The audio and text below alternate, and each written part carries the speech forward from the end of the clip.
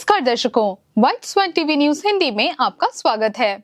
Washington का white house दुनिया के सबसे शक्तिशाली व्यक्ति माने जाने वाले अमेरिकी राष्ट्रपति का आधिकारिक निवास। उसी शानदार ओवल ऑफिस में सऊदी अरब के युवराज मोहम्मद बिन सलमान बैठे हैं। उनके ठीक पास मेजबान डोनाल्ड ट्रंप हैं। एक पत्रकार ने ऐसे सवाल पूछा जिसने पूरी दुनिया की अंतरात्मा को झकझोर दिया। जमाल खशोगी की हत्या के बारे में क्या कहेंगे? ट्रंप का जवाब बिना किसी हाव भाव के आया। कुछ बातें ऐसी होती हैं कि चीजें हो जाती है। उस पल ये सिर्फ एक उत्तर नहीं था, बल्कि न्याय और नैतिकता के चेहरे पर तमाचा था।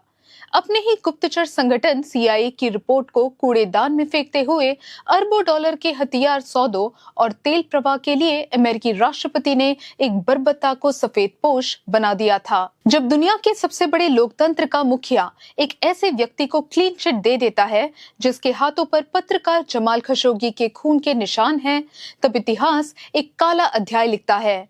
जमाल खशोगी कोई साधारण पत्रकार नहीं थे। दशक भर तक वे सऊदी राज परिवार के बेहद करीब रहे और सत्ता के गलियारों के रहस्यों से भलीभांति परिचित व्यक्ति थे। अल वतन अखबार के संपादक और राज परिवार के सलाहकार के रूप में काम करते हुए खशोगी कभी शासन का ही हिस्सा माने जाते थे। जब मोहम्मद बिन सलमान युवराज बने तो खशोगी ने शुरुआत में विजन 2030 जैसी सुधार योजनाओं का समर्थन किया।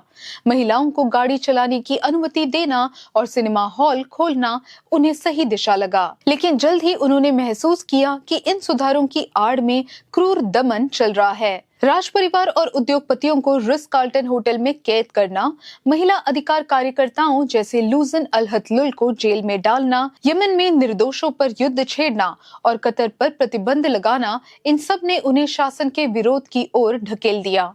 अपने देश में बोलने की आजादी खत्म होते देख उन्होंने 2017 में अमेरिका में रहकर वॉशिंगटन पोस्ट में कॉलम लिखना शुरू किया। उन लेखों में उन्होंने युवराज का असली चेहरा उजागर किया और यही उनके लिए मृत्यु वारंट साबित हुआ। 2 अक्टूबर 2018 को विवाह संबंधी दस्तावेज पूरे करने के लिए वो अपनी मंगेतर हतिस शिंगिस को बाहर छोड़कर इस्तांबुल स्थित सऊदी वाणिज्य दूतावास में गए।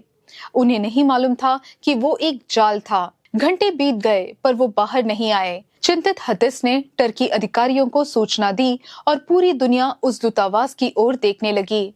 कुछ ही दिनों में टर्की ने जो खुलासे किए वो किसी हॉलीवुड थ्रिलर से कम नहीं थे। खशोगी के पहुंचने से कुछ घंटे पहले 15 सदस्यीय टाइगर टीम सऊदी अरब से 2 निजी विमानों में इस्तांबुल पहुंची थी।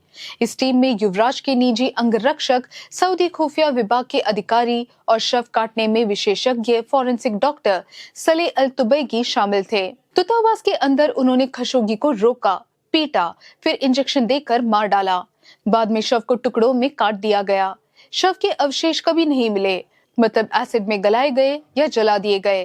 पहले सऊदी सरकार ने झूठ बोला कि खशोगी दूतावास छोड़ गए थे, पर जब टर्की ने सबूत पेश किए तब उन्हें मानना पड़ा कि ये एक गलती से हुई मौत थी। इसलिए दबाव में उन्होंने स्वीकार किया कि ये सुनियोजित हत्या थी। उन दिनों CIA की रिपोर्ट ने बड़ा खुलासा किया। उसी मोहम्मद बिन सलमान ने हत्या का आदेश दिया था। ये खुलासा ट्रंप प्रशासन को घेर लेने वाला था, फिर भी ट्रंप ने इस रिपोर्ट को खारिज कर दिया। उनका तर्क था कि CIA के पास कोई ठोस निष्कर्ष नहीं है। एक राष्ट्रपति का अपने गुप्तचर एजेंसी की खुली अवहेलना करना अमेरिकी इतिहास में अभूतपूर्व था। ट्रंप का एक वाक्य "कुछ बातें ऐसी होती है" ने दिखा दिया कि सत्ता और धन के सामने इंसान की जान की कोई कीमत नहीं। ये बयान दुनिया के सभी शासकों को संदेशा था कि अगर आप अमेरिका के व्यापारी साझेदार हैं तो आप हत्या भी कर सकते हैं, कोई सवाल नहीं करेगा। जमाल खशोगी की खामोश आवाज आज भी न्याय के लिए पुकार रही है, लेकिन उसकी गूंज हथियार सौदों और तेल के शोर में डूबती जा रही है।